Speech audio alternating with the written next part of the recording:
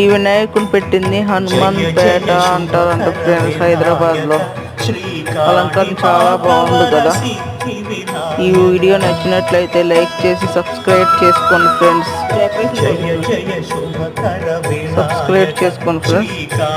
అలాగే వేరే వాళ్ళు కూడా షేర్ చేయండి ఫ్రెండ్స్.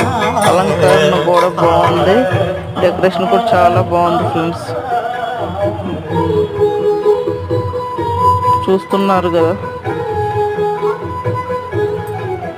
Bye friends.